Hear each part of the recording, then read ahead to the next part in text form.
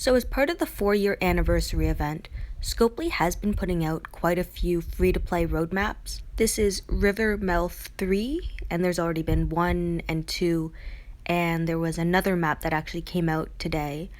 And by completing these maps, you end up getting some of the anniversary balloons, which you can exchange for the anniversary tokens.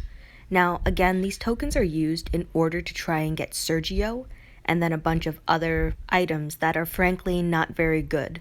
Like, I would have expected more war cans instead of, I think there's 1 or 2 or something like that. I expected, well, just a lot more, like more important gear, maybe some gold mods as well. Mod scraps are even decent now if the rumors are true, and there will be mod level ups soon. Just better rewards in general would engage the player so much more. So this video is just going to be a quick playthrough of all of Act 4. And while it's going on, I guess I'll just talk about my opinion of the game right now. So I'm still pretty unhappy with the anniversary stash. I think Sergio should be a better character for the amount that a player has to grind in order to get him or spend. I wish that they had better items in the stash that would actually help a player grow and would be relevant. Like, if the mod level ups are something that's coming, I think we should have mods being offered everywhere. And more scraps.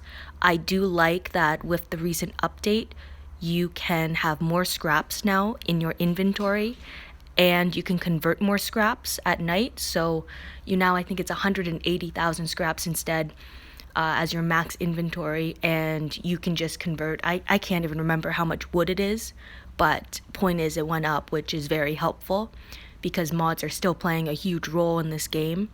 I would say they're actually one of the biggest game changers in the game, if you think about it, because before we had mods, there was no way to resist certain abilities. Well, I guess no way is a stretch, because focus has always been a thing as far as I know, and focus lets your characters ignore confuse as well as taunt. But before mods, there were only really ways of mitigating the effect of abilities, by using active skills to recover from stun or impair, or someone's rush, or just waiting out on the effect. But now with mods, you can proactively work. So instead of reacting to whatever happens, you're able to anticipate in advance what could happen and work to eliminate the effect, really, instead of just mitigating it. And of course, as the meta changes, different mods need to be utilized, as well as understanding the type of character that you're running, the team you run them on, and what your goal is very important when modding a character. So on my attack team, obviously I want to use attack mods as much as I can, but sometimes a crit set mod might actually be more valuable depending on if the character relies upon critical attacks in order to have a special effect go off. So like a Guardian tune, for instance, needs a critical attack, but most of them are pretty defensive or HP modded instead, because they're found more in defensive teams. But a tune like Alpha with Collateral 2, having attack and crit is important, because for every critical hit, they can do 80% damage to adjacent tunes. So that can be very effective against many of the red teams that you find nowadays. So if there's a war coming up and you know that there's a plus 20% tough tower, then it might be advisable to mod your tough tunes with a bit more attack than usual, because that multiplier, that 20% extra, can do a huge amount of damage. And it also might cause you to use a different team in total, instead of using your typical team that might be red or green or yellow. So it's all about being able to make adjustments on the fly, in my opinion, and understanding what each tune's purpose is. So on the team that I typically use here, Sandy is my decapitation tune, so I want her attack set modded because she can have 2 to 4 attacks on a rush, and I gave her attack up when impaired, because if she impairs herself off a blue tune, even if she's on her rush, she will continue to attack, but would then have an attack boost added to her. Dale is a support tune. I need him to survive in order to apply focus, 100% heal reduction, defense down. So I think I have him HP and defensively modded because that is his role. Michelle, she's a bit more defensively modded, only because I run her on attack on 2 different teams. My main attack team, as well as my bleed team, which needs her to survive past the first turn. When we take a look at Magna, my human shield, HP and defense mods, I think she has a stun resist mod, but one of my other human shields has taunt resist. So I have the option of switching them out if I kind of can anticipate what the opponent's team will have.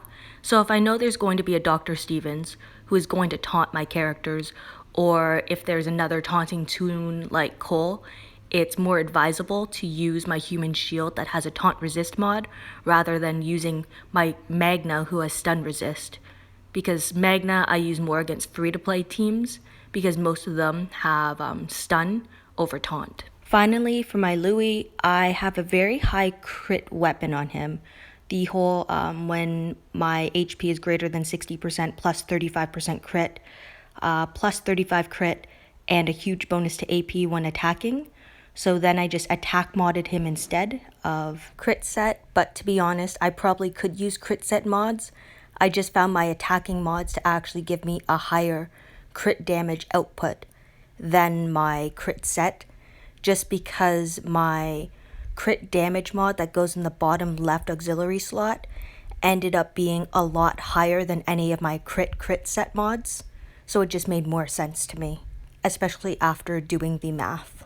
I do enjoy that we are getting a lot of free roadmaps at the moment, but at the same time, we're not really getting any good prizes from them. I feel like to increase engagement, we have to keep these free-to-play roadmaps, but have something worthwhile and useful at the end. Like, I would love to end up getting even more war tins, for instance, because I am constantly running out in war, and war is the reason that I play, other than my faction, of course.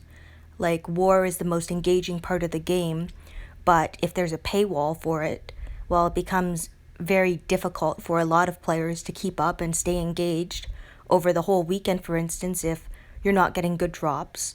Like, I know that the war crates now are a lot better where you can get war tins, and you know what? I was opening my war tins all weekend because I needed war cans, and I found that to be an effective way to stay netting about 0 cans, so that next war, I think I still have 16 war cans that I can use, instead of being like -8 and be stuck at 6 and then kind of just waiting around, hoping for a drop every now and then. So on that note, I'm happy with that. I like that in some of these roadmaps, you don't need it to kind of tell you if it's walkers or humans, because if you read the story, you can actually anticipate what it's going to be, because it'll tell you if walkers are surrounding you, or if you're going to be going up against people, even if the stage does not explicitly tell you in the description. So that's useful, but I wish that they actually told you on the stages where you don't know.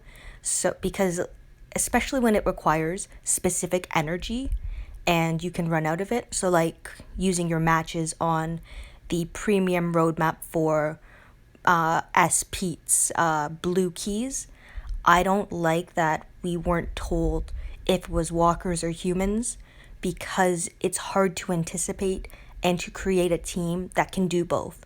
Because if you have superpowered walkers, you need a lot of headshots, which means you need a toon that gives you, upped crit or a crit leader. But oftentimes, if you use a crit leader against people, instead of a normal attack lead and a human shield for some players, well, it becomes very difficult in order to progress and not waste energy. And in many cases, like my own, I don't have that premium energy to waste. So regarding that blue keys map, I'm still pretty cheesed that I was not able to finish it the first day, because I got my 75 free matches after the first roadmap had ended. So I ended up losing out on, I don't know, maybe 30, 40 keys, which isn't much, but at the same time, with how long and how much of a grind it is in order to try and get Pete, every little bit counts, in my opinion. And still with this stash for the anniversary, if it comes down near the end where I'm close to getting Sergio, I probably will drop some coins in order to get him, because I kind of like being a bit of a collector as well. And having a variety of different toons can be a great advantage in matches, as well as it helps me with showing people how a certain character can be used. Like, I do think Sergio has a use, and I do like the specialist skill being Manic. The RNG in both his rush and his active skill is a bit of a turnoff, as I mentioned before, because it's all coming down to luck and a roll of the dice again. Anyway, thank you everyone for watching and listening to my video.